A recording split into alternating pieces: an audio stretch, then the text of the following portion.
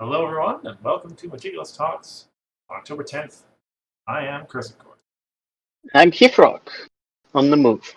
Yes, if Hithrock sounds a little different, he is currently well, out of his house somewhere Yeah, else, right? yeah, I'm in a different city. But I think he sounds great. If anyone has any difficulties hearing him, let us know in the chat. So, we're back in kind of the usual swing of things now. 2 weeks since our last stream, we're going to talk about our two participants who were eliminated from the invitational tournament last week and 2 weeks ago, and the decklists they submitted, and then wrap up with all the new cards that we've seen so far for New Dawn. These are going to be mostly cards from Sim's stream last week, which included a lot of final art and just a couple of actual new cards. I know it's tough sometimes to sort through which cards we've actually seen before and which are actually new, but I put in the work, so far as I'm aware. You let me know if the text seems familiar to one of the cards we look at. Yeah. Anyway, even with only two people eliminated, that's still 8 decks, so we probably should get to them. Sure. Let's start with Grand Pauses lists. And let's start with his Harmony. So this here will be his mod farming list, mod pink.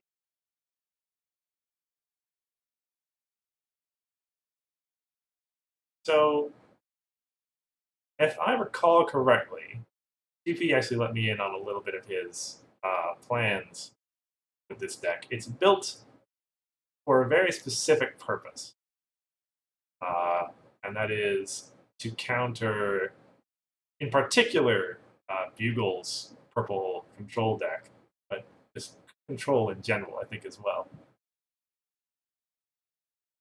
I mean, 3 Nightmare Stars. Nightmare Star and Blindfold, and what was the other one? There was a bit I thought too. Well, Desert Road as well. When those 3 cards come out, yeah, there isn't a lot of useful cards in the other deck left anymore.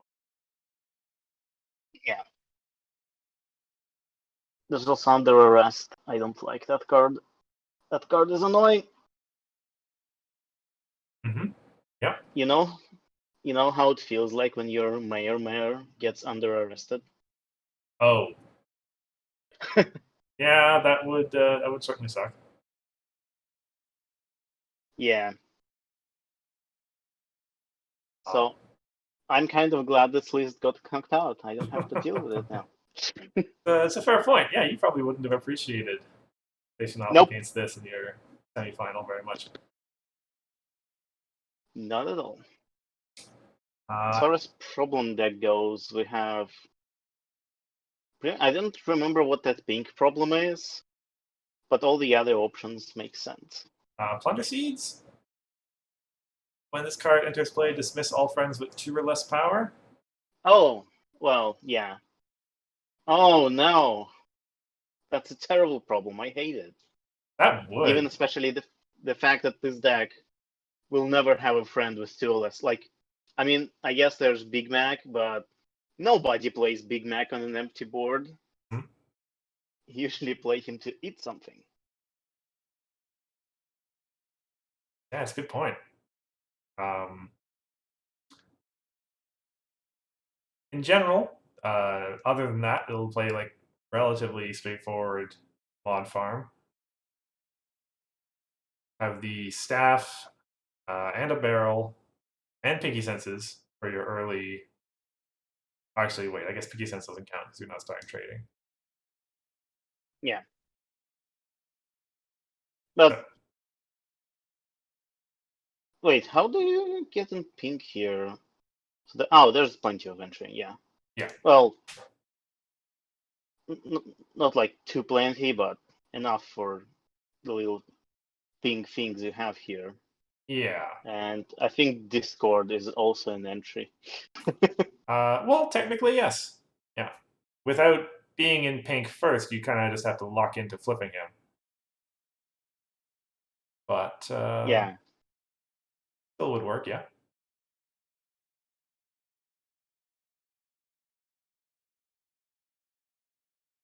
Uh, what's skipping classes here for? Is it for just getting mod more powerful? Refreshing your hand? Yeah, a bit of both, I think. He used it in the game that we saw. He used it basically, yeah, when his hand was a little empty and he needed to refresh. Um, yeah, and draw into another answer. Notably, with Pinky Sense in play, it's functionally just drawing. You can turn it into basically just draw 4 cards or draw 3 cards or whatever if you keep the cards you want just by putting them on top of your deck. Oh yeah, that's fair. Yeah. Oh, Pinky Sense is such a good card. Not a bad card. Yeah, not a bad is what you're going for here. All right. Want to talk about next deck? Sure. Also, this deck has tricks in it, so it gets my proof. Oh, yes. Pixie Troublemaker. Yeah.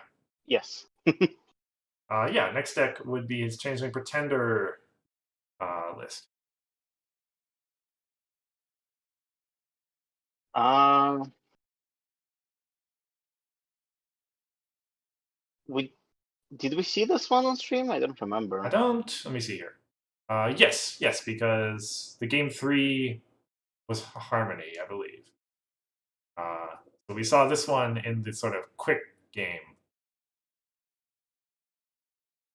that they played at the end. Yeah, I remember Sonambula being played, right? Unless he has Sonambulus on his other list, which he might. I don't think so. Yep, no Sonambulus anywhere else. So we've got here is pink white. Uh, this is the version that becomes control when it actually gets going with Trenderhoof and Bodyguard and such.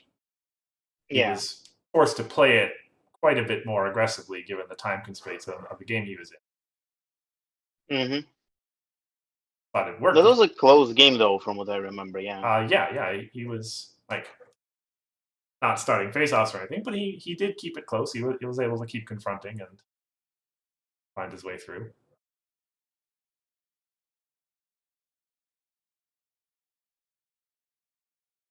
Yeah. So it's a control list without troublemakers or eccentric. It's true. Well, not completely without eccentric, but Yeah, but that's like, well, I guess Silustream is eccentric by itself. yeah, But tell me you play Tender Tabs just because he has eccentric. sure, sure. You have those 2 partier ones though,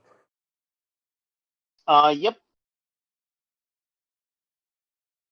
and plenty of ways to get it back from the discard pile actually as well.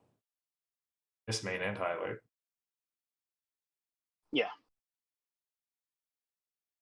I guess also Pinky Present has kind of eccentric. But yeah, I do like some pink white control from now and then. And pink and white have a lot of good problems too. There's blackmail. Figuring out the friendship is a good one, even though it doesn't have as good of effect as blackmail. It's still 10 and 0. Like, Mhm. I would take a 10 and 0 problem with no text in it. Well, these days, definitely, yeah. Oh, these days, I would take it twice. Uh, yeah.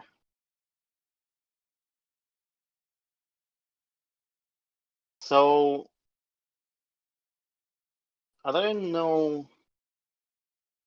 Like, Thunderhoof bodyguards are pretty good, but how do you make your unicorns leave play other than bodyguards themselves?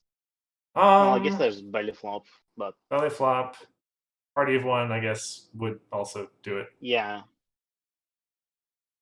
Uh,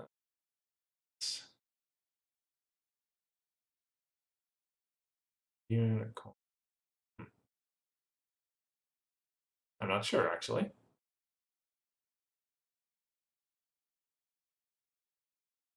I think belly flop is the Yeah. way that the main way that you're doing it. Yeah, I mean, with bodyguards, as long as they're in play, you get an opportunity every turn, basically.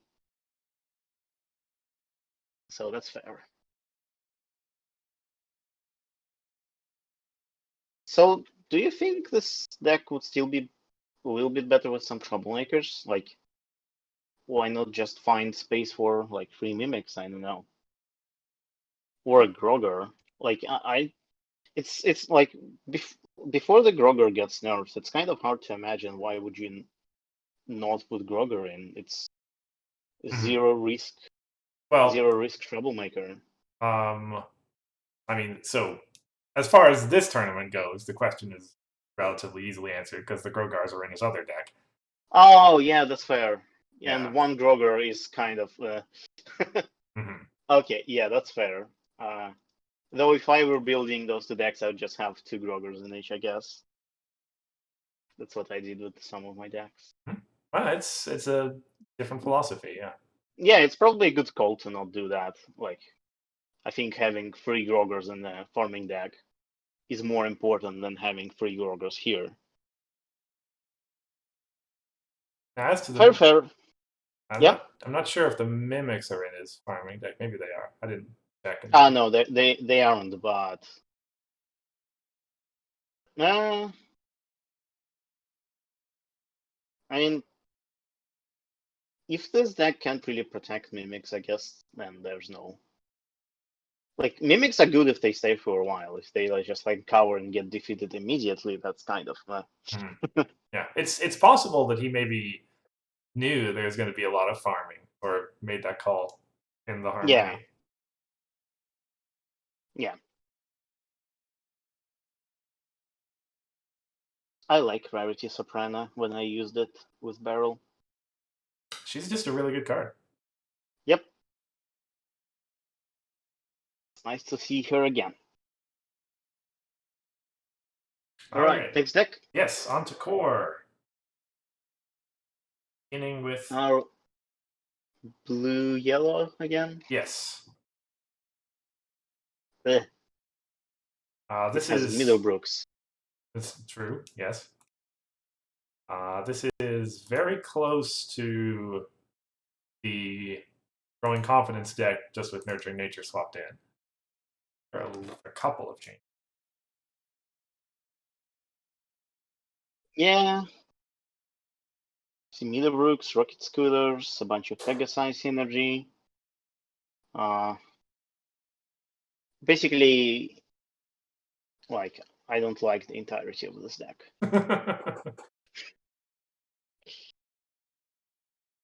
Makes my control cry. Fair enough. Middlebrooks removes my troublemakers and resources. Yona removes my embers. Also Pony Pirates, both of them. And yeah, Rocket Scooter is a fun card. Yeah. Yeah. And we've largely seen what this deck can do. Granted, it is a bit of a different beast. Playing nurturing nature versus growing confidence. Yeah. Are a little bit more dependent on drawing into your big power cards like Billy Racers and Chillax. Don't quite have the ability to thin your deck with dilemmas. Same way. But still plenty powerful when it does get rolling. Yeah, and I mean, with all the Pegasus energy, again, nurturing nature just gets you all the easy confronts. Although, looking at the problem deck, like, Oh, there are some speeches, but like without the speech, you can't confront like 4 of the problems there with just nurturing nature. Like she can help, but only help halfway, no matter whether she has extra power or not. Right. But all of the remaining problems, though, like you have to have that extra power to confront them with just nurturing nature. Otherwise, you'll be 1 or 2 off, which is interesting. Yeah. But I guess like the thing is like people like to run concerning QT mark with nurturing nature, right? But here we don't see any. But looking at the problem deck, like yeah, you gotta have Viking lesson plans in there. Yeah, you gotta have backball strategy. Yeah, Mystery Itself's Hollow is really good. It can find your stick and other things. And distracted lead actress, of course, you're putting that in the deck. So that leaves us with the blue problems, which are there probably for the bonus points and some other cool stuff. So I guess there is no room for concerning QT mark. Yeah, put it that way. Makes sense. And it's true that you're not dependent. Like you don't necessarily even have to have a staff. You can have your stick, or you can have your Pegasus in it, helping Yes, your yes, Fluttershy out. Yeah. yes. So like most of this problem, well, except like Mystery Corpse Hollow, you probably have like you need 2 extra power, Mhm. which is you either have to have a stick or like double chillax or chillax and field erasers. Like there's more variables there. But for all the other problems except the blue ones, it's enough to have just chillax or field erasers or a stick.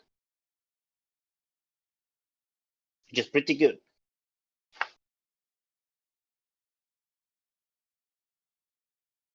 All righty. Yeah. And his other deck was the Student 6 Reanimator that we did get to see on stream.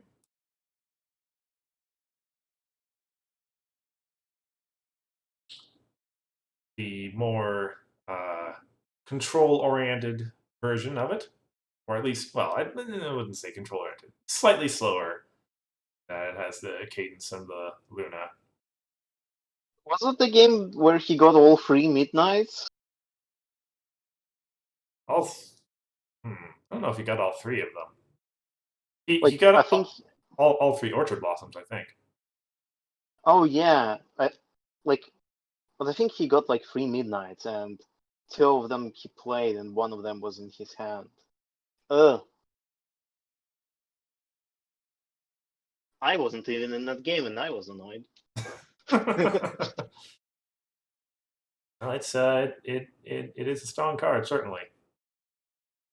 It's one of those cards that some decks just lose against when it gets onto the field. Yeah, my combo deck loses against midnight because like I have to remove that card. Actually, I think like this reanimator list is pretty good at defeating my combo deck because there's quite a bit of counters in it. Like midnight being on the field ruins the game plan because I can't move Gabby.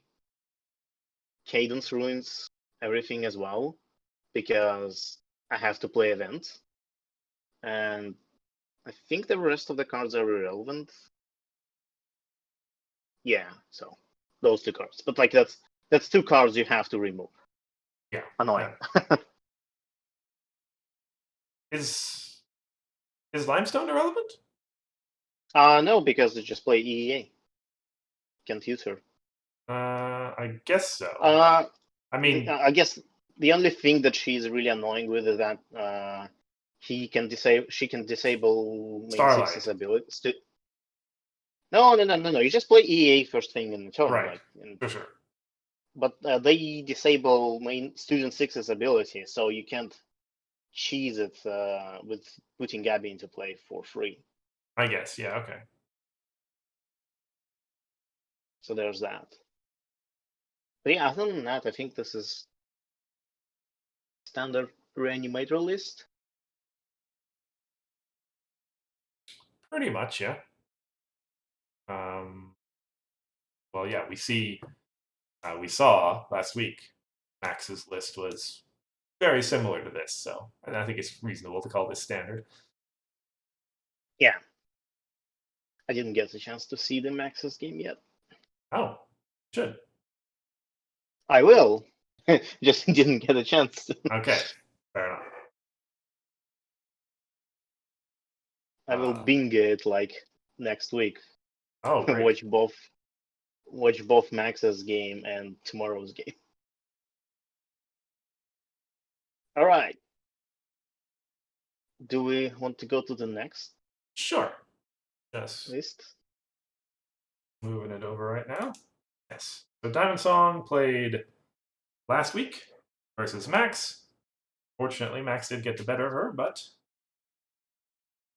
she brought some very unique decks. Start with her Gallus. Hold on. Don't we want to go over the eminently sensible? Or hold on. Are we doing both of the players or No, just the players who have been eliminated so far. Okay, that's fair. Yeah. We'll get to his. We'll get to his after you beat him. No, that's not how it's gonna work. But sure.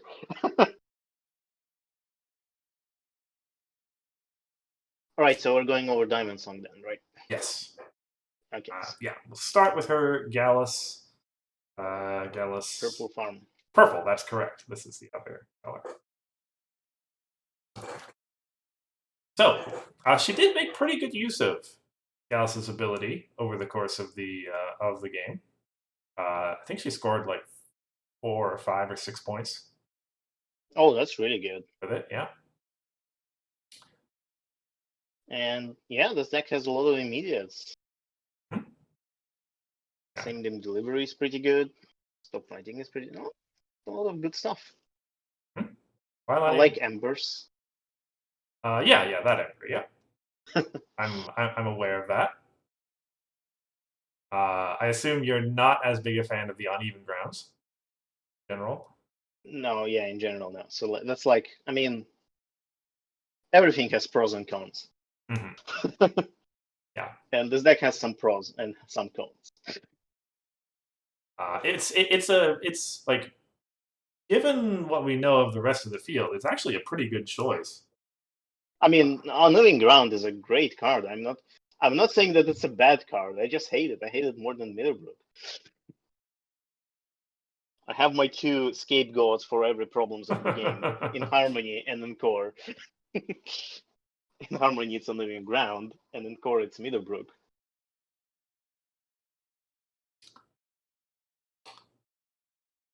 Yeah, and I guess looking at the problem deck, we've got relatively aggressive problem deck, actually. A fair amount of free movement.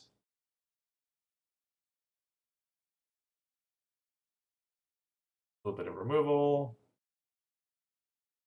Winter is Coming is an interesting choice because it'll be really hard to confront with the friend selection here. Because you'd either need two friends, which is so annoying, or Starlight or Luna. Well, I guess you would have Starlight usually.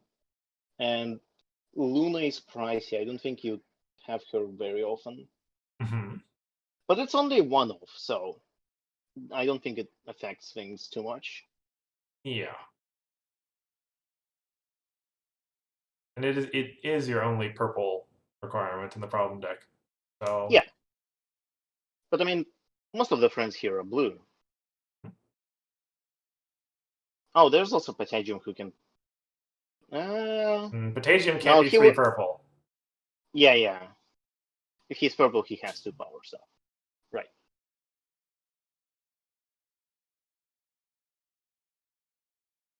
Yeah. Do you think this deck is farming or like aggro in farming? Because I'm struggling to call this just farming. I think that it can aggro just as well as it can farm. Probably. Sure. It's so like it doesn't win solely by farming, right? Yeah. There's just not enough troublemakers. There aren't that many decks, I think. So farming has become a much more complicated archetype since it started out. There's that's fair. Control-oriented farming like yours, and there's aggro-oriented farming like this, and then there is still some pure farming lists out there, like kind of the old school stuff. then yeah, this probably falls on the aggressive side of what farming is. Farming aggro hybrid. Yeah, that's fair. I would like to see some daring do's in this deck. Like purple blue has a lot of really good options available to it, like ultimate organizers or daring do. Even some mullets would be pretty good here. Oh, right. The blue. Yeah, it's just blue. It's not purple blue, but Yeah. it's pretty much a staple in blue at this point. Pretty much. Yeah. Like if you, it's like Middlebrook of blue, right? If you're playing blue, you have mullets in it.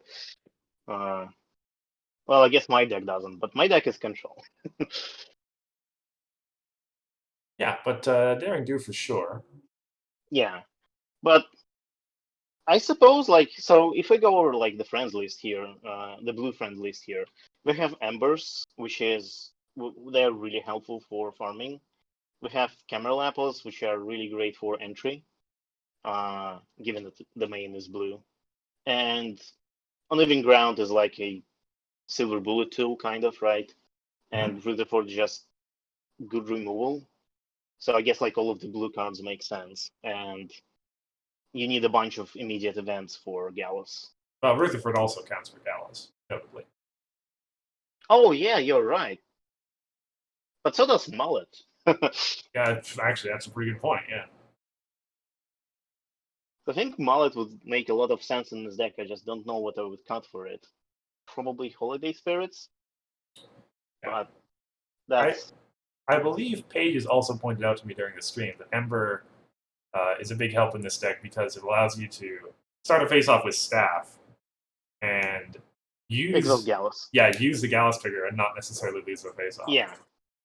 Yeah, Ember is great. I love Ember. It's still kind of risky though, unless you play Sim Dim Delivery. Like 3 versus 0 is still something you can lose. Oh yeah. And this deck, like, if I like pure guess here, this deck has about like 3 sleep average. Let's see, 4.3. Oh, that's way higher than my estimation. Okay, that's not too bad then. But still, like facing off like 3 versus 0, you can potentially lose that. Oh yeah.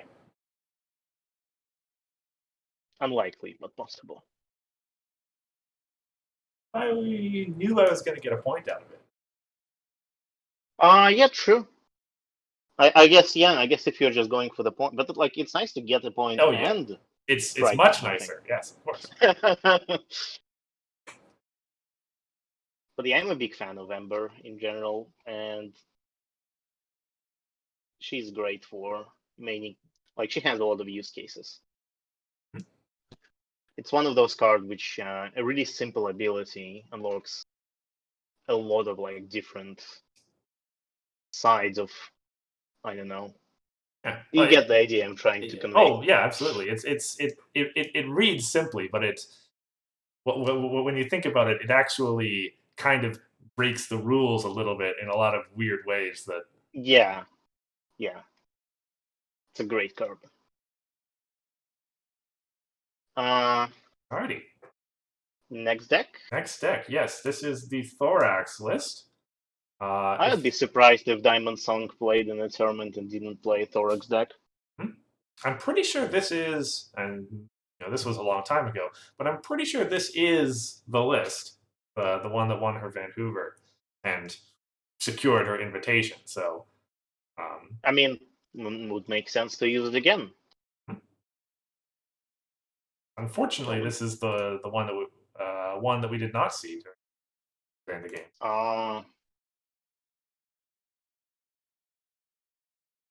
Well, it has Kirins in it.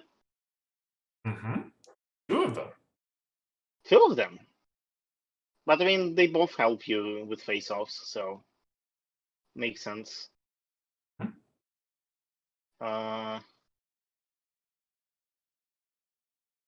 But like, looks like a generic yellow list for Thorax.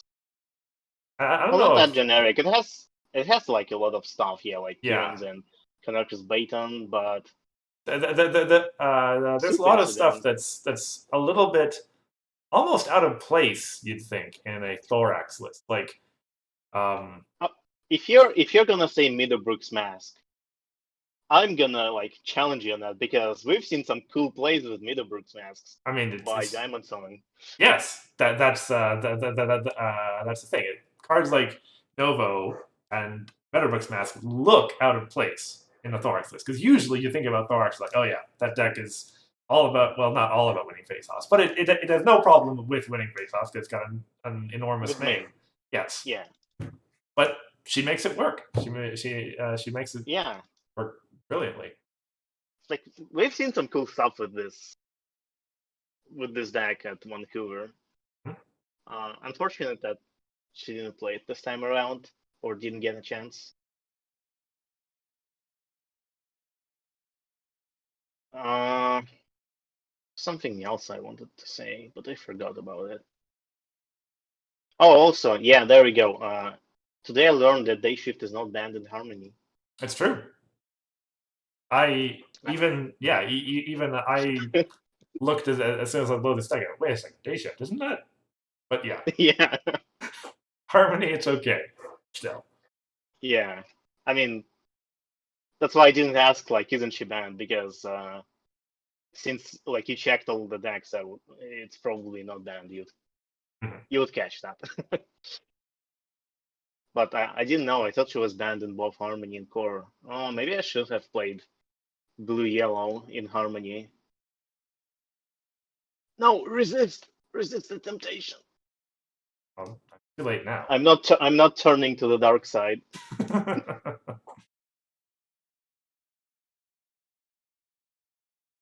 Alrighty, All right, next deck. to core, yes. So Ooh, another reanimator. indeed, this is the version. All right, yeah, this is the list that we saw on stream. It has limestone, but a different one. Indeed, this is a very different build of reanimator. A little bit more aggressively oriented with Celestia instead of Cadence. The other Yeah. limestone, the new limestone one, rather, the one that will Mm-hmm. help you out with playing stuff for free from, well, not for free, cheaper from hand. Yeah. It is printed power that it cares about, yeah. So it's going to hit your Tricorns and your Cluj Town Citizen. Yeah. So, well, and other limestones. Oh, yes, that's right. So yeah, I think this version is like more oriented to play things not only from your discard pile, but just by playing them. Hmm? Because playing Celestia for 2 AT sounds pretty nice. Color Rex would be hard to achieve though. You'd need to have like Cluj Town Citizen with your other Celestia. Oh no, there's Sunny Skies. Mm-hmm. Right. Yep. Oh, that makes sense now. Yeah, Sunny Skies is a great option here for an entry if you're going the route of like actually playing your Tricorn sometimes. Yeah, makes sense. Indeed. And Uh, you yeah, could, there is still Student 6 when necessary if you build up a few counters. yeah. Well, and Student suggests like Student 6 is the paradox pony of core Yeah, because it I think that's fair to lets you, say, yeah. yeah, lets you cheat the way through the requirements. Like if you're running Reanimator, you're playing Student 6 in core probably. I don't really see any other more fitting main. So one Range Shine is an interesting card here. We didn't see her used often, but if you think about it, like if like I'm looking at this deck like as a threat to my decks, right? And I'm thinking, okay, what threats do I have? Like in the previous Reanimator list, like there was Midnight and Cadence, right? Oh, In this list, it's surprisingly Range Shine because they can use Range Shine at the start of my turn to basically delay me by one turn.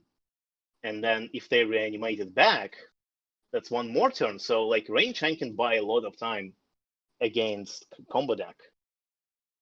Because if they retire it, I can't go to infinite action tokens because I can't gain action tokens. Ah, that way. Yes, that makes sense. Yes. So I think it's a great anti-combo card in this list. I'm not sure that's the reason. Like, I don't know if that's the reason it was included here, but against that particular matchup, I think it's a really great inclusion. It's a fair point, actually. I hadn't thought of that up to that point. I don't believe. Yeah, we didn't cover it during the stream, but that is an excellent point. Yeah, like normally, like in any other list, Rainshine would work a little like she would just delay by one turn, right? But in Reanimator list, where you can recycle things, like with Orchid Blossoms and others like that, it works great because she retires and you bring her back. She retires and you bring her back. And in this particular list, you can actually play like that against the combo deck because you don't need your Orchid Blossom to play other things because of how this deck is constructed. Like this deck is constructed in such a way that you can play your stuff without putting it into discard pile first. You can just play it with discounts. So I think like this entire thing just like works together as a union. Like Yeah, that's pretty it's great. surprising. It's quite brilliant. Yep. Good. Well, I mean, I suppose it's possible that the two of you might meet in the quote unquote losers bracket. So. Yeah. Assuming I would lose. Yeah, I will. It's fine. I've already accepted my fate. Aw, don't get down on yourself now. Hey, didn't you know that you were going to lose the first game too? Yeah, I knew that, but like Smithers decided to concede. I can't control what he does. He didn't have to concede there. Lesson learned. Yep. Okay, last one. Yep. This being Professor Sparkle blue farming list. Yay! It's purple blue farming. My favorite. The deck that let's see, was it Continentals? I think she played this in Continentals, yeah. It's the one that is famed for she confronts, she flips her main over, and then the opponent's like, wait a second, why didn't you reveal your hand when you flipped your main over? Oh. Yeah, that's a different main. That's not that main. It's not that Twilight. Though I think there's a spell for that would work in this deck too. Probably. So there's a spell for that that's kind of a good wild card main that can fit into any deck basically. Except like some really heavy control list, I suppose. And even there you can make it work. Mm-hmm. Yeah. So yeah. Go ahead. Okay. Okay. Go ahead. All right, I will take it. Purple, blue, farming. As we kind of said earlier, this is the aggressive side of farming, I think. Mm-hmm. I would agree. Yeah. A little bit more of that free movement, a little bit more discounts, aggressively costed friends like Sunset, Daybreaker.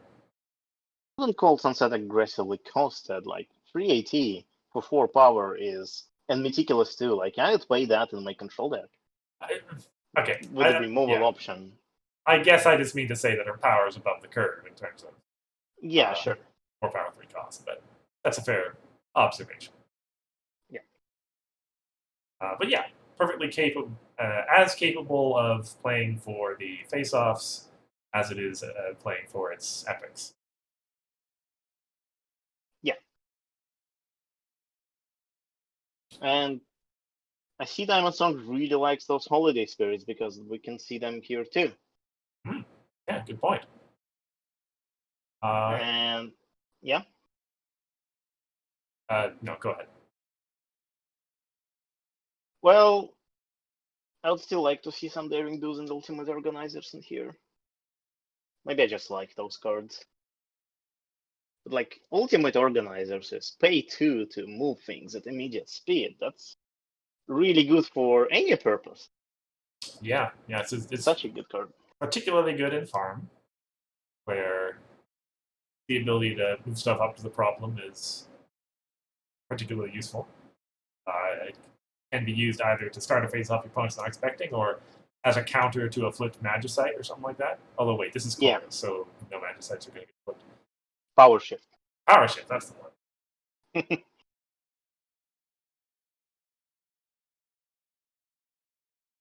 But yeah, it's like the thing about this deck being more on an aggressive side, right?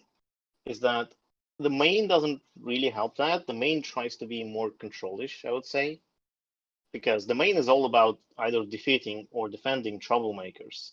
Doesn't help you score more points, other than like doing farm thing. Fair point, yeah. So it's kind of an interesting deck in that way that it tries to be more aggro like in Friends, but it's less aggro because of the main. Yeah. Like maybe Solana would be a better option here for that purpose. But I guess I like if we're trying to do like an aggro farm deck, like we put Selena, we put Daring Do's and stuff like that, and I suppose that's not what exactly this deck is trying to achieve. Yeah, it would. It's kind of more mid-rangey than just farm aggro or farm control, because I can't really call this a control either. It's between those two. Right. Yeah, and if you go either direction, yeah, there's a few changes you could make. Like, probably Yeah. want a little bit more of a control-oriented event suite if you're going to go slower. Yeah, if you want like more control, you probably like replace Loyal Pony with the Professor of whatever loyalty. Right. Yeah. Gavin here is probably for. No, wait. There's no stop fightings here. So you could like replace Gavin with some other entry. Well, yeah. You're like, yeah, he's there to serve as the impetus to flip Twilight off of a Buckball. Oh yeah. You need. I forgot this main is confront to flip. Yeah, you need to Right. flip it, and that's like the only option. Yeah, that's fair. I don't know if it's necessarily the only option, but not an Well, awful option. in blue purple, it's you're kind of limited. Mhm. I guess there's magical pony, but you need your blue, so yeah.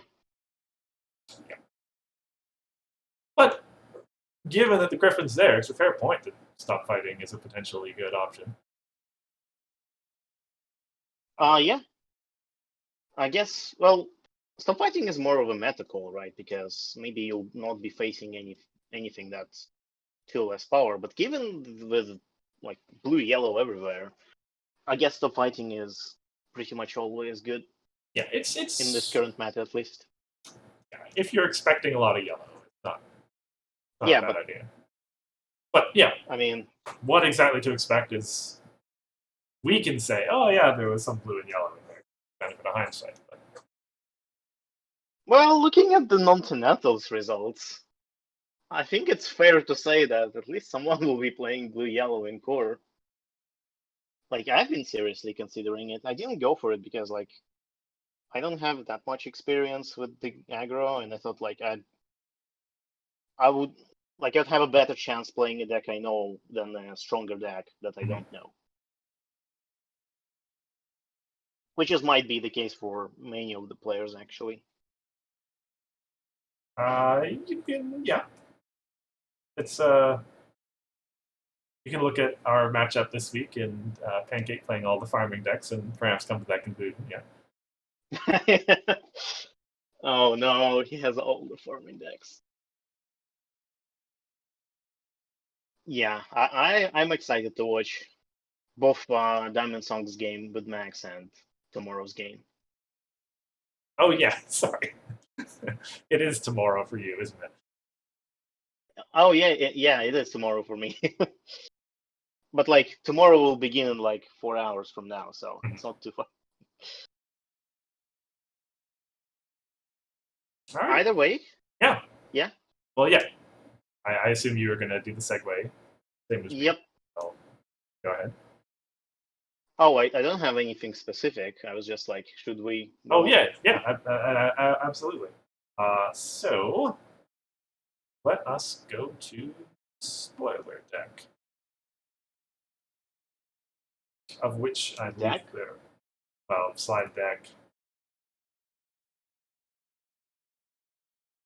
Okay.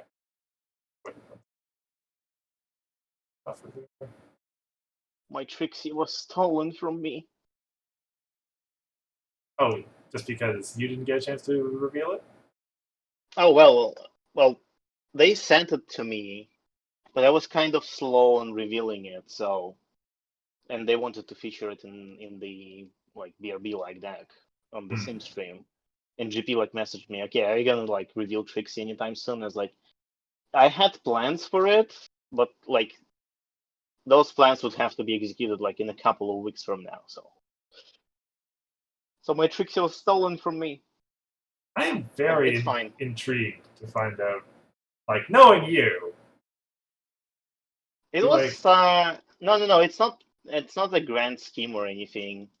So what I plan to do is during the next invitational stream, like my next invitational game with Eminently, I'll just put a card like on the side of the board and it just stay there. And neither you or Eminently would talk about it. Like we just pretend it's not there, but it's there. That was my plan. that's pretty But good. that would have to be like we would have to record the game, and Right. then it would have to be streamed. So it's like a couple of weeks from now. Yeah, absolutely. Okay. I was thinking of like you suddenly throw up on Reddit. I have buried a card at these locations in Yeah. North So like America. do an IRG, right? Yeah.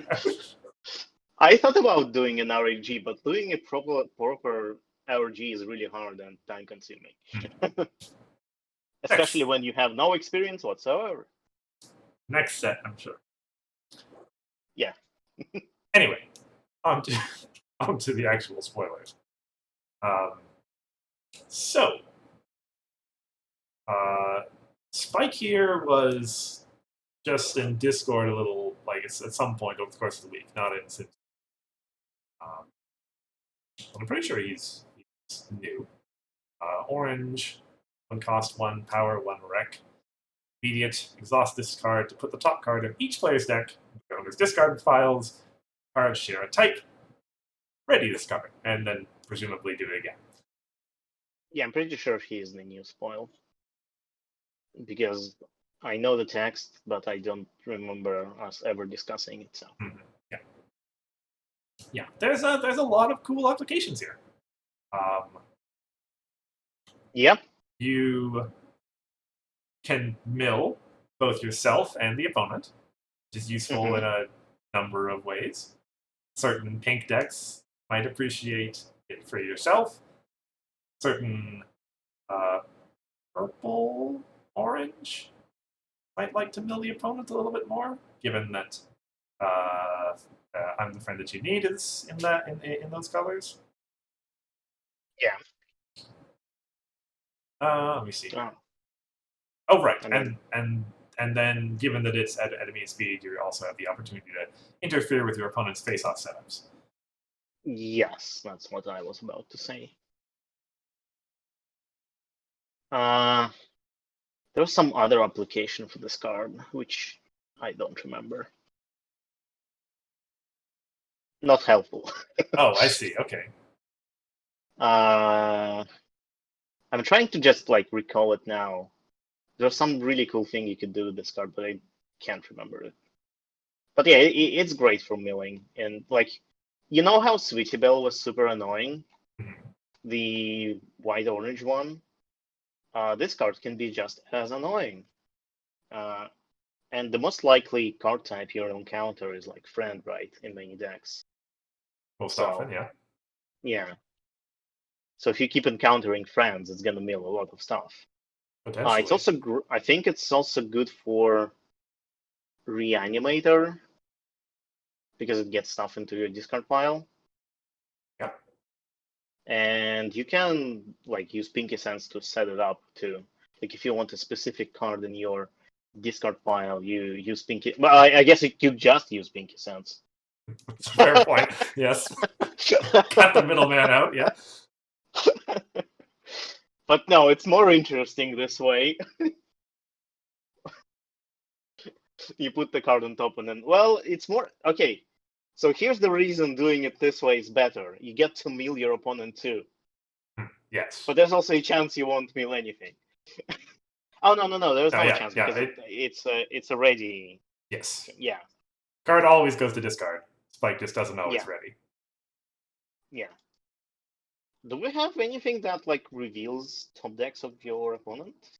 At least like. Not yet. Other than Sweetie Belle, There which already does the discard, so it doesn't really matter. may or may not be a card coming up that does that.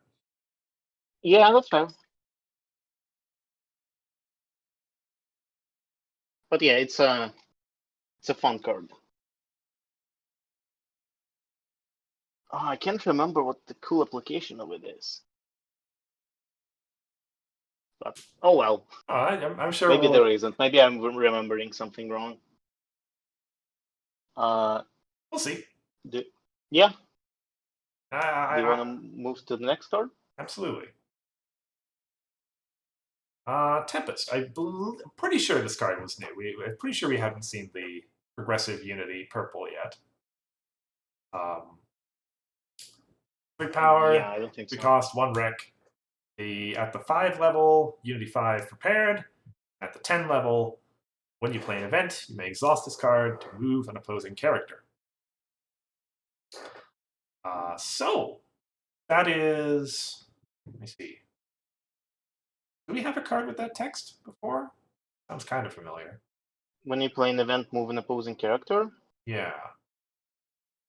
I don't know if. Why are you asking these questions? Maybe we don't have one that triggers on that. I'm thinking of. Maybe you're thinking of Traveler Spike, which moves when he moves. Yeah, let's move when he moves. We have scales to move at the start of a face-off. And other similar cards like that. Yeah, maybe nothing like this. In any event, pretty good. Speaking. Yeah. I mean, prepared is pretty good as well. Mm-hmm.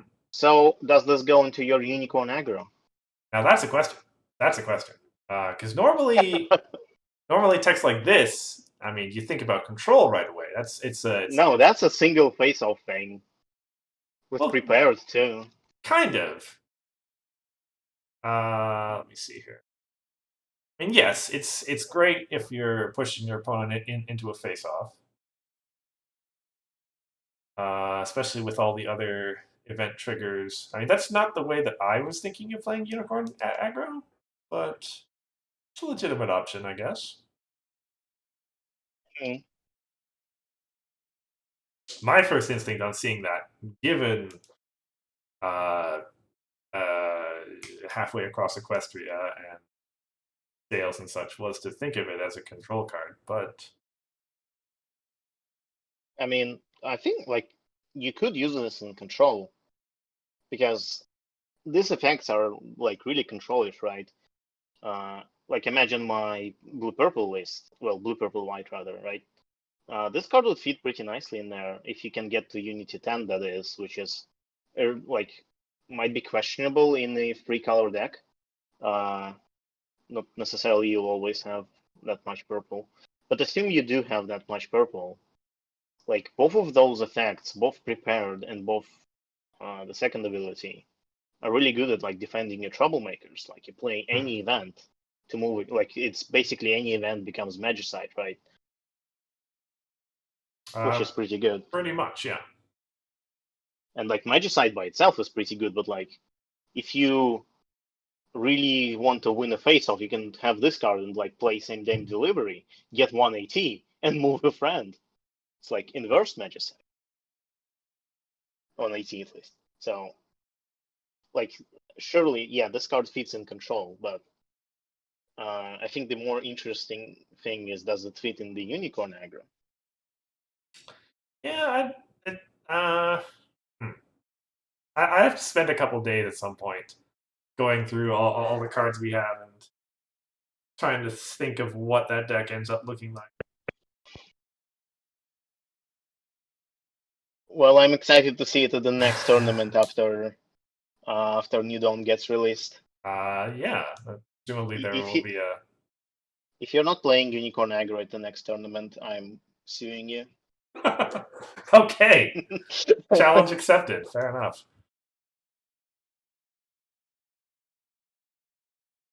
Okay.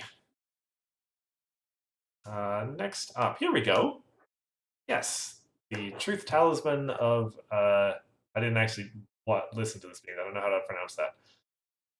Oniata, I'm gonna say. Truth Talisman of Toniathu? Oh I don't wait, no, know. it's Tonat. It's not Tonia. It's Tonatia, or something like that. Tonatia, yeah. Um, That thing. 1 cost, 3 white rec. Play on a main character. That character's controller plays with the top card of their deck revealed. You were asking about that earlier. At the start of that character, at the start of that character's controller's turn. So the player whose character it is attached to, you may pay 1 to exhaust this card to have that player shuffle their deck. So if it's on the opponent's character, you can pay 1 to shuffle their deck at the start of their turn. Mm-hmm. Yes. So right before they draw the thing you don't want them to draw, essentially. Or Well, yeah. Or right before you draw the thing you don't want to draw. If you played it on Or if yourself. you know that like they stack the deck. Yeah, that too. Yeah, I mean, more shuffle effects. We are really lacking on those. That's why people played like during BRB meta and Chaos Control meta, right? That's why people played Sunset Festival, because it shuffles the deck. Well, in addition to the fact that you can grab a really powerful friend, but it's pretty much the only opposing shuffle effect in core we have right now. At the I time can, it was, yeah. yeah. Right now we also have like School Shutdown, and that's it, I think. Right. Which playing School Shutdown to shuffle your opponent's deck is. Yeah. It's not why it's played. Mhm. Oh yeah, you stacked your deck. Time to play School Shutdown to shuffle it. Uh, yeah. Do you want to shuffle your opponent's deck that often though? I think that if you think about it, and think of all the matchups that I've seen like in the invitational so far, if you were playing Reanimator and you saw that Yona on top of your opponent's deck, I'd pay 1 to shuffle it and perhaps send it somewhere else. Yeah. Or like, yeah, I think often enough your opponent, like, you get to see that key card What coming they're up going to and draw. yeah, Yeah. make it go away. Okay. So And so the top technology is pretty useful, yeah.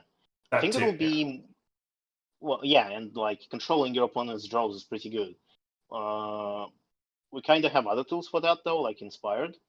And I think Inspired is generally better than this ability for several reasons. Like Inspired only gives you the information of your top deck. Like imagine playing this resource on opposing main character, right? And you shuffle the deck, they draw a card, and both you and them see that the next card like is a stick. So now when they pay 1 to draw, they know what they are going to draw. Hmm. And they can choose what, like sometimes you pay 1 to draw to find something. and like hope that you can top deck something. In this case, opponent knows exactly what they're getting. So like, I don't like the fact that it gives information both to you and your opponent. So it's a two-sided card in that way. A fair point. And you can shuffle deck only at the start of the turn, not like whenever they draw or something. I don't know. Now, yeah. Well, yeah, you can play it on yourself too. Yeah, you can play it on way, yourself, which but now you're facing the opposite problem that your opponent now knows what you're drawing all the time. Yeah, it's like it's every yeah. The part that was bad is now good. The part that was good is now bad, essentially. Yes, like every card you draw is now public, which is also kind of iffy. So it's a really weird resource, and it's not clear whether you want to play it on yourself or your opponent. Maybe if your deck wants to shuffle a lot, then maybe it's worth it.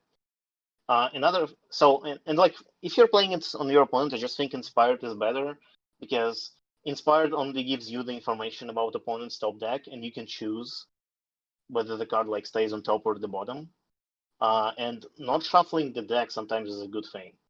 Like if you send something to the bottom, it's pretty much gone. If I napcake there on even ground, I probably don't want to shuffle, and it went like down to the face-off on the bottom of their deck after the face-off. I probably don't want to shuffle their deck. So it's a really weird card. It's really hard to see how properly use it. Mm-hmm.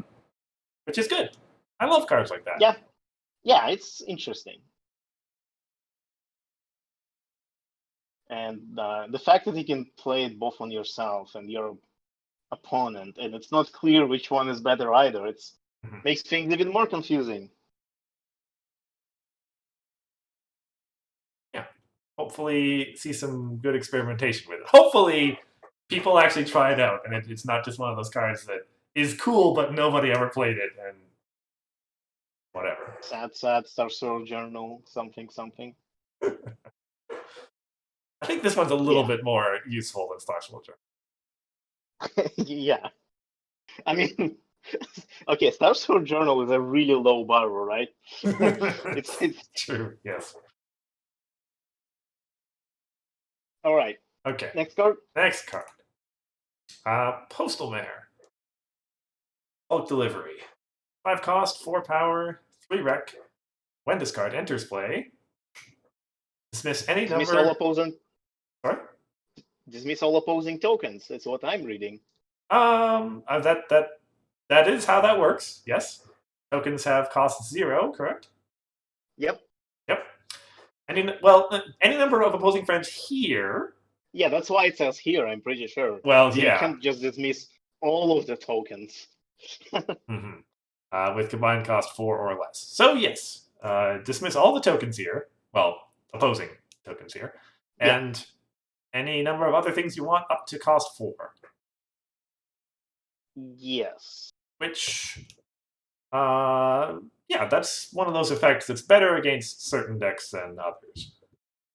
Pretty good. Go ahead. The thing about this card is that I think it's a great sideboard card if you're expecting, like, the problem with it is it costs 5, right? And even dismissing 2 things for 2 AT, like 2 Salinas blues, for example, right? Paying 5 for that is kind of a lot, right? Well, I mean, and you can dismiss an alicorn with it, tricorn. We had Josh's deck. Was it in non-genitals? Whatever, it ran Sorry Stamp, right? Yes. Which is functionally costs 4. Costs 4, dismisses 2 things, and doesn't give you a 4 power body. Yeah, but it dismisses 2 things without the cost restriction. Like, you can't dismiss 2 things that cost 3. So it's like you're not even necessarily dismissing 2 things with that. That's why I'm like kind of convinced that this is a one-off sideboard card which you only play against token decks, because that's what it's really good at, dismissing all of the tokens. Like Sorry Stamp, that, like, okay, So this card, compared to Story Stamp, gives you 4 power friend, costs 1 more, and has a location restriction. I think like the fact that it costs 1 more and has a location restriction kind of neglects, like, well, voids the fact that it has 4 power line. I think it It's a makes it less worth it. fair point. The location restriction is pretty serious. It is, I guess, fair to point also though that it is a friend, and due to token copies and blink effects and such, friends are easier to replay than events. Yeah, that's fair. And this is And I guess, this is enters play, not plays. yeah. And I guess Story Stamp has like the Your Phone restriction, which is also a big one. You don't always dismiss 2 things with it. So yeah. Eh, Yeah, I'm still not convinced on the yeah. 5 I cost I though. think it's fair to say that it's not amazing, uh, but Yeah, it's yeah, it certainly has a place. yeah. I Uh, think it's great in draft. oh yeah, in limited, absolutely. Big body, and you're likely to Yeah, be able to get multiple things with it most of the time. yeah. Even though it's not power efficient, it's like in draft you like 4 for 4 friend anyway. Uh, and for 1 extra ET you get to dismiss a thing too. That sounds pretty good. I'm just thinking of it with like orange. If you were playing that limestone that Diamond Song was, Hmm. would hit this. Is there anything else that would work? Cost down. I mean, reanimating it I straight mean, up. well, I guess yeah, that's Eh, fair. yeah, it's just like even with the bringing the cost down, like the problem is the fact that the dismissal is so restricted that I think it's makes it not worth it against anything but tokens, which is why I think so. If we're like jump a little bit forward here, and we will have to do like the ratings of cards eventually, right? And we have that rating where like, oh, the card will see play. I think this is the rating I would give this card. I think it will see play, but it will see play as a one-off in the sideboard against token decks like Thorax. No, that's a good point. We're gonna have to like redo the rating system now that sideboards exist. Yeah, sideboards change a lot of things about some cards. I still think like you should keep the rating system as is, and if a card sees play in the sideboard, it's still a card sees play. Yeah, that's probably right. Well, Like before sideboards, we had kind of sideboard card which you put one off in your deck and hope you don't get it in the wrong matchup. mhm. That's how it worked before sideboards. All right, All right. next card. Next card is your Trixie. Why don't you go through it? It's a great card.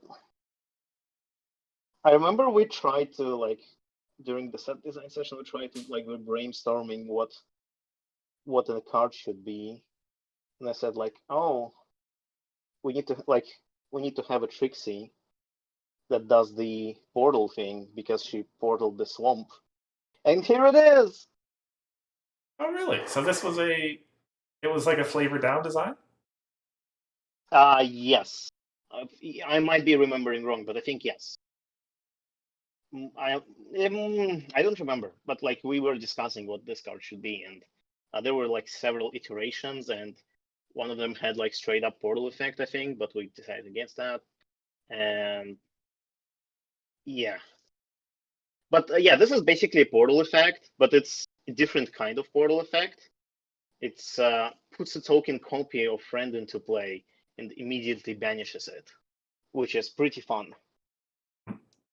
BRB is back with Trixie. So Kind of, yeah. yeah. It's the same colors as before. Mm-hmm. As you mentioned, it's not exactly the same effect, but it's functionally very similar most of the time. Yeah. Well, it's for me. It's really hard to imagine a situation where it wouldn't work pretty much exactly like Portal. Well, it's Yes. so the main difference I'm thinking of is if you have some effect saying your friends can't leave play, then you get to keep the token. Oh yeah, that's a really good point. I guess another thing is Bodyguard would also not trigger because it's a token friend leaving play and not a regular friend leaving play, which was kind of a big thing in some BRB decks. Not all of them, but like some more control-ish decks included Bodyguards because you'd generate so many tokens with it. I got up to 30 unicorns once. It was great. Yes, do face off my mimics. But yeah. And as a fan of Trixie myself, I really like how this card is flavorful. She brings the swamp right in there. It is pretty good, yeah. Reminds me a little bit of of Discord, the old Discord from High Magic, I think. Are you not thinking about Discord Second Opinion? Oh, yeah, that one too, I guess. Which is the recent one? Oh, you're thinking about Party Clasher, right? Yeah, The one yeah. that banishes. Yeah. Okay. Yeah, this one, I mean, it compares unfavorably to that, given it costs a little bit more and isn't immediate Not speed. immediate. Yeah, Yes. but I mean, that card was arguably a little bit too good anyway. So Yeah. Like so, the design thing here is that you don't want a second Portal because Portal was too good, and the primary issue with Portal was is that it's immediate, right? If a Portal was a main phase, nobody would play it. And that's the thing about this card, right? It's while it's not a Portal, it puts a token copy in of a friend into play, which changes some things up. The primary thing here is that it's not immediate. It's it's it's main phase only. it's gonna be main Unless, phase. unless yeah, unless you make it hasty. Yes, which I think can do that. Yeah, I think can do that. But still, No, yeah. I like this card. It has Trixie in it. I'm not even gonna try arguing with you there. I also do like the design and the flavor. It's quite Yeah. nice. I wish it was when it enters play. That would be good, though. Is that gonna? Would that cause any problems if you played this on Yes, itself? it would yeah, it would loop itself, which is great. We should have that.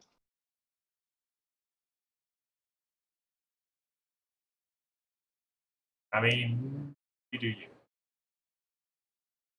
I wonder if you can still loop it when you play it, though. Like with teamwork or something. I should think about that. I should think about Chrysalis teamwork and this card. Like with this card, having teamwork, any card that you play has this ability. Doesn't that sound great? Well, every Uh, unicorn you play, anyway. sounds like it might induce some headaches. Yeah, I like the sound of that. I'll leave you to that, I think. Or leave that to you, rather. Next up? Yep. Also, Huh? this is the second Trixie in the set, which makes it one of the best sets in the game. That's true. We had the yellow Trixie before. Yep. Uh, With also an interesting effect. mhm. Either way, this card. This card, Changeling Distraction. 3 power, 0 points. When this card's turned face up, choose a color. Card has that color, and it counts toward play requirements and unity requirements while still not being a character. Pretty interesting troublemaker. A troublemaker having a color? Heresy. That's a fair point, yeah. Yeah, originally this card didn't have the second ability, it just had this card has that color, but it has to be clarified that like it meets the requirements for Right. play and unity. And I think with the second text, I think like where else that color would matter? I don't think there's a. Given that it's not a character, It's not a case, so no confronting with I the troublemaker. yeah. Given that it's not a character, I guess I can't think of any other places that that color would be relevant. It would have to be some. Well, oh no, hold on. Okay, so without that second paragraph, it wouldn't count towards your play requirements or Unity requirements, right? Right. But Yes. without it having color, the second paragraph wouldn't do anything because the card doesn't have color. There we go. It's like nurturing nature thing where it's has a color and then it contributes that color towards a thing. Right. Yes. So that's why it still says that card has a color. Yeah. Mm-hmm. What is Amnesty Ball? Someone in chat says Trixie plus Amnesty Ball. And Oh, it's the it's the one that purple. says your friends can't leave play if you have like multiple friends there. I think. Oh, yeah, right. And you have 4 or more friends here. Your friends here can't leave play. Yeah, pretty much any can't leave play effect is pretty good with Trixie. Yeah. Although that one is. I mean the other ones are multiple colors that it would be difficult to get into if you're already playing purple pink. Yeah. This one is it's a yellow problem. You could splash into orange for like persistent and can't be frightened thing, like that Yeah. event. Yeah. Or even just. Either Or wait, no. Tokens can't be frightened, right? they can be frightened and they disappear, but if they, yeah. Right. So it's not enough to just have Fluttershy give all your Pegasi persistent. Yeah. No, not enough. Either way, back to the troublemaker. Either way, back to the troublemaker. Thanks for the comment, by the way, Crow. Appreciate that. Yep. So it's 180 free color entry, which makes it kind of like motivational speech, except that like you can make it the color of your main, obviously. But it won't stay there for long. Troublemakers are really fragile beings. Replacing a problem removes them. Fighting it removes them, and this one has free power. And last but not least, Middlebrooks removes them. Yep. So. Yeah. Well, so the thing about all of those is that they're like in the first few turns of the game, you wouldn't expect to run into most of those. So if you can play this on like turn 1 or turn 2, you can probably get some benefit out of it. Well, but like free power is really easy to defeat. You can defeat it just with your main character. If they're flipped, yeah. Well, I mean, if they're not flipped, they probably like play a friend. Yeah. A single one. That's already enough. I mean, yes. This is like I say, this is only going to be helpful in like the first couple turns, probably. Yeah, it's just like my point here is it's a really fragile entry, which you like. But I guess it being like, okay, so I'll be curious to see a deck which this card would be helpful over any other entry. I mean, I can imagine it as. Okay, so here's what I'm thinking. Mm-hmm. Our win con is Unity 15 Pinky. Okay. But instead of like running a bunch of pink, we like use this and like that purple white event spectacle that doubles a troublemaker's power. Yeah, and like something like that. Yeah, but you could just use like Trixie and play events and color Trixie pink. Yeah, that would also work. So I don't know. Well, no, I'm not convinced on this card. I'll be honest. I'm not convinced. It's fair. Yeah. But like, if it had more power, then I would be convinced. But like I think even giving it 4 power is kind of dangerous because it's like 4 power troublemaker with 0 points, which is way better. Like Parasite has 4, right? And sometimes that is hard to defeat. and it has 0 points, and it gives for 1 AT 4 of a color. So I think this card's power couldn't be any more than 3. But having 3 makes it so easy to defeat that it's so fragile. Maybe if it had the paragraph like during face-offs, this card has plus X. Competitive, there we go. If this card had competitive, it would be pretty fun. And it could also do like you could also use it for some like shenanigans where you don't have any blue, you have this card, they fight it, it has suddenly has more power, and you play a Thunder Lane. That'd be interesting, yeah. But we'll see. If some decks use it, like if some decks uses this card, I'd be curious to see it. I mean, granted, my idea is Harmony, but I mean, even in Harmony, oh, I'm talking about any deck. okay, fair enough. I'll give it a try, I think. Sure. All right. Next card. Next card. Yes, I was gonna say yes. I believe this is the score. 2 cost, 2 pink power, 4 wreck. When you play this card, search your problem deck for a card, put it on top of your problem deck. Do you have to reveal it when you do that, or do you? Nope. Okay. I think for it to be revealed, like the card has specifically to say reveal. Right. And then immediate pay 1, banish this card to replace this card's problem.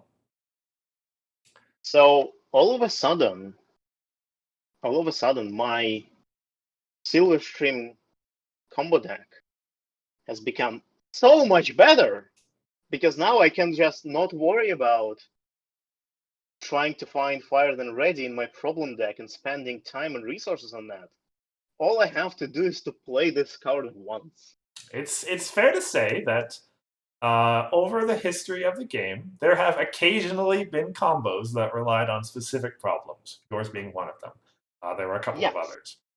And the thing about my combo deck that it specifically wants that problem to be on top of your deck and not like in play, because you have to still stream it. So like there couldn't be a more perfect card than this one. It's just indeed. It's everything I've ever wanted. So I'm excited for this card just for that reason. Well, I have other reasons why I like this card. There are plenty of other reasons to be excited about this card, definitely. Yeah, they're like, but that's one of them.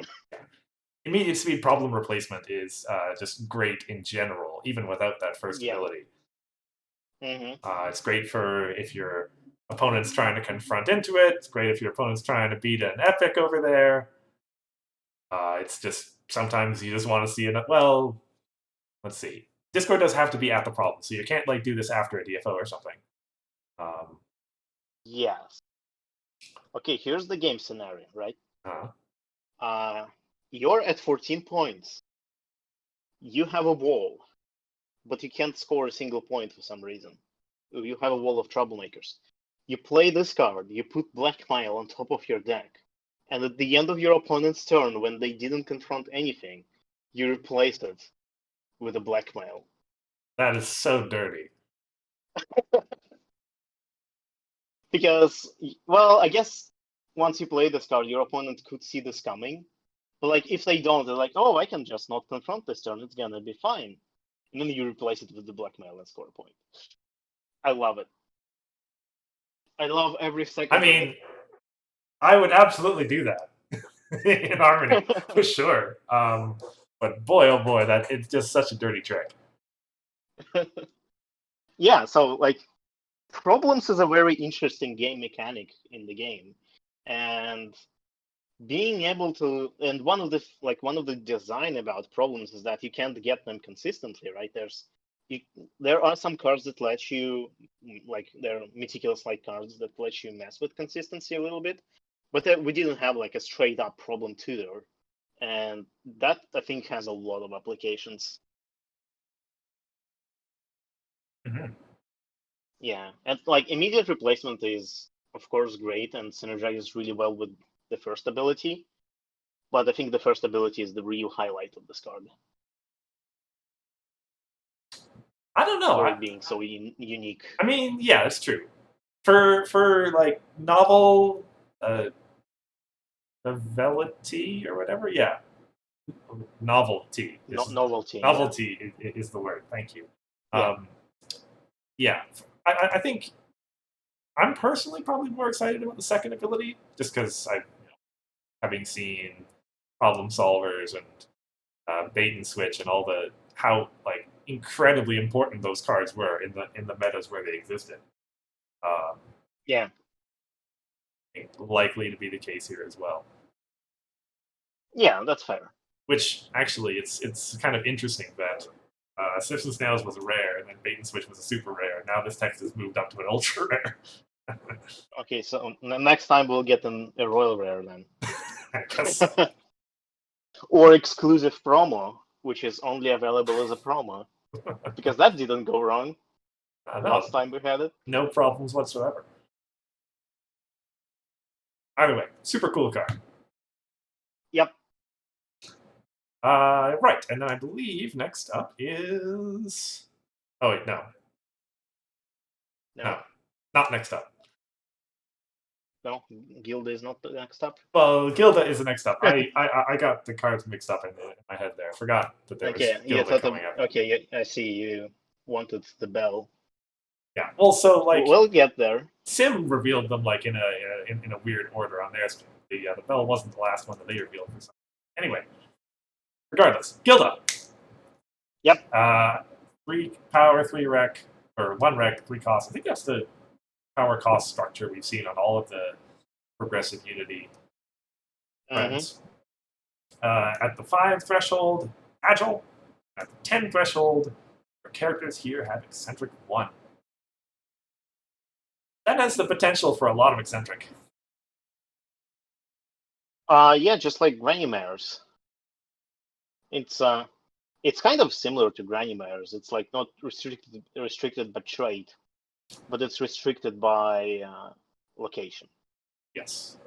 Because there's a little difference between having eccentric 1 on lots of characters or having eccentric X depending on how many characters you have. It's kind of the same. From the opponent's perspective, it's similar because it's still remove Gilda, remove all of the eccentric. Yeah. Yes. But yeah. But this isn't like instead of trait restricted, it's location restricted. And I mean, Granny Mares were pretty good in eccentric decks. I think if you play eccentric deck, you put this card in there. Given how much Pink likes to do eccentric, you'll probably have Unity 10. Well, I would ask Mr. Pink Combo Man. Yeah. No. No, I wouldn't run that card. Really? In a combo deck? Why would I run this? Well, I guess it's an Agile Griffin, but. Well, I mean, yeah, I guess that too. But no, that still need 2 Gabbies. No. Would you not appreciate having? Because I've seen your games with 30 or 20 Earth Bunnies, but like it suddenly becomes very hard for your opponent, presumably an aggro deck, to score points into you. They can't confirm. Okay, yes. So the thing about that is, sure, if I play Gilda, we can safely assume that they can't confront that problem anymore because it would have like eccentric 30 most of the time. But the problem with that is you have to spend free ET on that. I'd rather spend free ET on the removal, because removing cards is like I'd rather have a slot for removal than like my deck doesn't need control as much as disrupt, right? And this card doesn't disrupt much. It just doesn't let your opponent to confront the problem. It's kind of the same as just having a troublemaker there, right? They can just play a dilemma and work it around that way. And Agile without Swift, like I'm not playing two. Maybe I am. I don't know. I don't think this card really fits into the deck. Okay. And like having 30 Earth Pony tokens already discourages your opponent from doing face-offs. Because like if they do a face-off, they just lose because they just have so much power. Which is why I like that deck. I like that deck because it's good against aggro. Once you have your Earth Pony machine going, engine, it kind of slows down aggro by quite a bit because they can't score bonus points anymore. Fair enough. To answer your question, Crow, does timing work out to where you could use its agility to effectively block both problems from being confronted?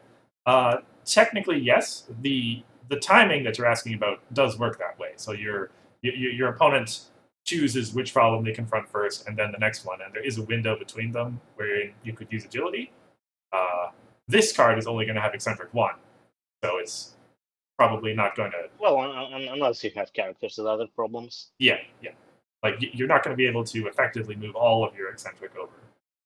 But yeah, so like, and given that the opponent can choose the order in which they confront, they'll probably be confronting the problem where Gilda isn't present first. So if you want to block both problems, you're probably paying 4 AT for that. And paying 4 AT to get like eccentric 3 somewhere is kind of eccentric 3 being like the average value I think you'd have on this card without any special setup. Probably, yes. So yeah, but I mean, you could try building a deck around that. I mean, if it had Swift Agile, then sure, yeah.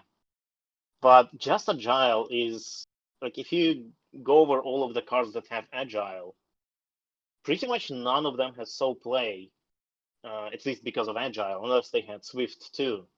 Because Agile by itself sounds cool, but usually not really worth it, because 2 AT is so much. Don't want to move my cards for 2 AT.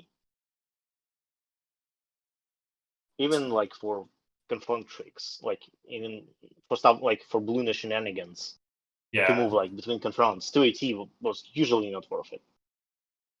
And like we had Lightning Dust, which had 2 power, Agile Swift. Right. And that wasn't worth it too. Right. Yeah. And I mean, there's Flash Magnus, but like he's a great ultra rare. And even he doesn't see as much play as Even he doesn't. That's true. He is well, for his meta, he was too expensive. Yeah. Yeah. But like he has Swift, he has Agile, he has 4 power, and he has a built-in Frighten on move. Like that's a lot of stuff, and he still doesn't see play in blue decks over other things. So, but yeah, just for the purpose of the question, yes, we can do that. Guess it means it's time to push Agile a little bit more. Which, I mean, Sim is doing that. They're treating it as a keyword that they can throw in whenever, rather than being a set-specific one. So, yep. Also becoming a little bit of a. Now that I think about it, it's mostly a Griffin keyword. It's mostly Griffins that have Agile, right? In pink, at least in pink. Yeah, it's Griffins and Pegasi. Is it just Pegasi? It might be just Pegasi, yeah. Did you know that Growing Confidence had Agile initially? Growing Confidence? Wow, that's... Yeah, during playtesting, she had Agile, and that was a really bad idea. Huh. All right, that's a little trivia. Yeah. Okay, yeah, absolutely. Okay. But yeah, Agile is a blue, pink, yellow thing. Yes. Next. Yeah, next card, which now is, yes. This card is fun. This card is very interesting. First of all, it's got a lot of text on it. That nice, very small font choice. So, okay, let me just read it through. Cost 1, 6 flip. Place to your home. When you flip a card, you may banish that card to beneath this card. Now, just to clarify for me, that's a trigger, right? Yeah. So you are sacrificing your flip for the face-off, right? Yep. Okay. At immediate speed, exhaust this card to choose a card banished this way, and until the end of the turn, you may spend a number of other cards from beneath this card equal to the chosen card's cost. Play the chosen card for free. And playing stuff for free is very good. We all know this. Vis-a-vis Student 6. I think it's different from Student 6 that you still have to have requirements, I think. No, this is a... No. That's It's different. Yeah, you should say it paying without paying its cost, then it still ask you for a coin. Either way. Yeah. Now, I'm interested to know your opinion, especially because you've been on record saying that resources in general aren't very good because of all the yellow. Yes. So, and this being a resource that's going to take some amount of time to reach its desired state, it seems like it's a little vulnerable, given that. Okay, so yeah. Uh, so one thing is, what card would you, what deck would you like? Assuming it's not vulnerable from yellow, right? What deck would you put this card in? Let's see. You want to? I mean, I naturally jump to Reanimator or any deck with big tricorns in it, but play for free is generally best at. Okay. Now, granted, those cards are super expensive, and so you would have to banish a lot of cards to be able to play them for free. Yeah, and one side effect for Reanimator here is that I'm pretty sure the cards you banish, if you actually get to the point of like using the effect, they would be in your discard pile because you spend them first to pay the cost of the ability, and then you choose the card. So, like if you banished a bunch of cards under your bell, one of them could be the card. Oh no, it's play from hand. Never mind. It's not from discard pile. No, you Don't. you choose a card that's underneath this card, and you get to play that card for free. Oh yeah, that's right. Yeah. Okay. Yeah, I totally misread that twice. Uh, yeah. Yeah, and Reanimator will be pretty good because things go into your discard pile and you get to play a card for free. Does this game have cards with steep non-AT additional costs to play them?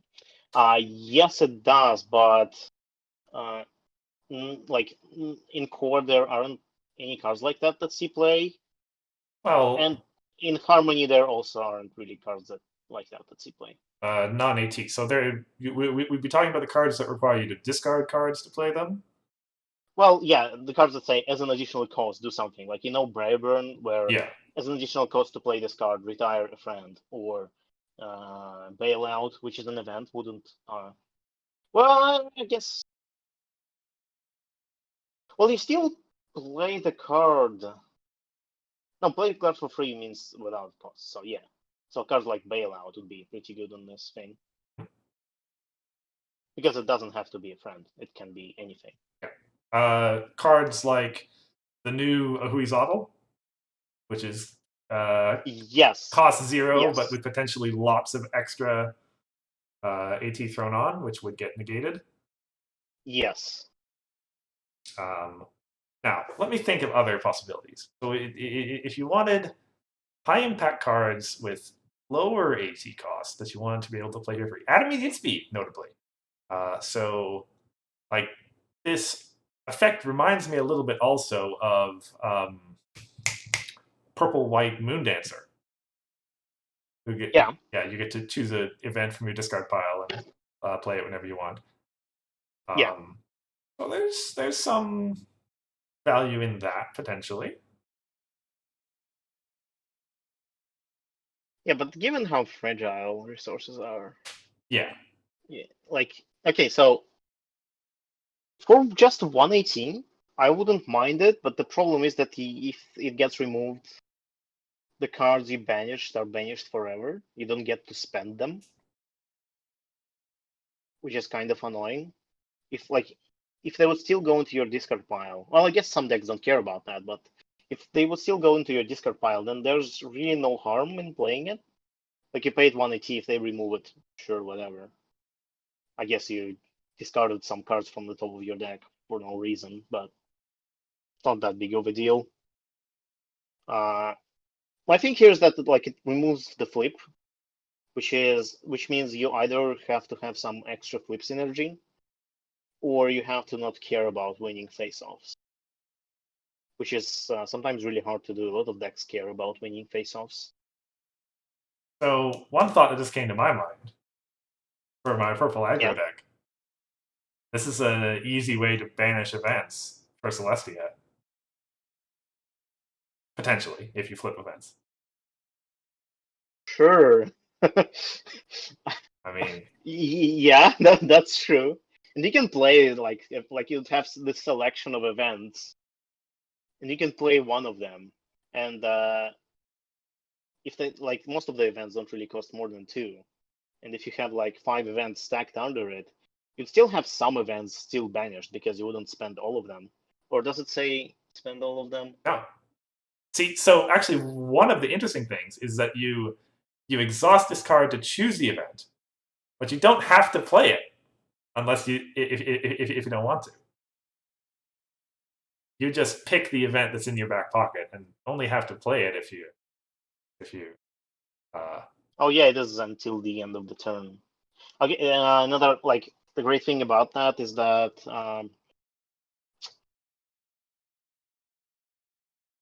no. If the bell gets banished, you still can't use the effect once you've chosen the event, unlike Moon Dancer, because I don't think those cards would count. I'm actually not sure. I'll have to bring this up with GP because I'm not sure. Like, it says spend a number of cards from beneath this card, right? Right, and if But the like, card's not in play, then the cards aren't beneath it anymore. Yeah. well, if this card doesn't exist, are those cards that still beneath it? It's just the card beneath which they reside doesn't like it's actually ambiguous. Right. Well, so I like, don't think the rules clarify that. yeah, is there a rule that says what happens to cards that are in a particular banished zone after that zone ceases to exist? Do they just get moved to the general banished zone? Well, there's no such thing as general banish zone. Oh. Like pumped is a pretty unexplained thing in the rules. I don't think there's anything other than pump keyboard itself and the like definition of what spend means. Like we have a definition for what word spend means and what banishing beneath means, I think, for pumped. But other than that, like the rules don't really have any separation of stuff in banish zone. It's just all banished. We also have a question in the chat. I assume that if you play the replacement bell after your first was destroyed, it would not remember the previously banished cards. No, it wouldn't. But it'd be really cool if it would. Like you banish. It's like that Zikora card from the last set, right? Where she banishes cards from your hand, and you can play them as long as you have Zikora in play. And if you play new Zikora, you could still play those cards which were banished with the previous Zikora. Do you recall which card I'm talking about? Yeah. It was the super rare. Yeah. I don't remember the name of it, but yeah, I know the card. It's a Zikora, and that's all I remember about it. Yeah. But yeah, so for that card, I think if it was the same for Groger's Bell, it would be more wide. But I think it'll be too wide. Because you keep banishing cards, and then like you play Groger for Bell for 180, and then you immediately play some card before it gets removed. So I think they'll be a little bit too strong. Yeah, it's like so. The fact that this costs 1 is very good. If this yeah if this costs more than that, then probably the fact that there's so much yellow and so much resource dismissal would just make this unplayable. But costing 1, yeah, it kind of moves into the yeah. To your question there, Crow. When cards are spent, they go to the discard pile. Yeah, they go from banish to discard. Yes. That's actually one of the things that a lot of people, once they see pumped, like when I saw pumped first time, when I was just learning the game, I assumed they also stay in banish pile, and I actually had to open the rules to see that they go to discard pile. Because we don't have a single reminder text anywhere for what spend actually means. That's true. Yeah, it's just in the glossary of the rules. Of the rule, yeah, it's just at the very end of the rules document. But yeah, they go to the discard pile, which is really good because usually you don't want your cards to be banished. Usually, not Usually, always. well, with Usually. some exceptions like Groger or Celestia. It's a really interesting effect, and it's 1 cost, no wreck, 6 flip. Not a bad, Yeah. not a bad inclusion, and I mean, actually, yeah, that's just there aren't many things working against it as far as including it in various decks. It's actually a fine limited card if you manage to open it, for that matter. Yeah. I mean, if you're like, so the thing about this card is that you can just play it and not care about it, right? Like you can put it in some aggro deck, just hoping you'll sometimes get some things for free. And like if you banish your flips on the face-offs, you losing anyway, like whatever. And if they remove your bell, well, whatever. You just spent 180 on it. And in like low friend cost aggro decks, you just have to have like 3 cards there. So it's like it's not a big investment for a good effect. So even though it's so you asked me like at the very beginning, what do I think about it? Given that yellow makes this very fragile, the fact that it's not that high of an investment, I think makes it worth it. And like if it gets removed, you don't really care in many decks. Yeah. Because like as long as you don't bottom your deck out, the cards that you banish, they like might as well have been in the bottom of your deck. You just never reached them. So it I think it's a good card for many decks.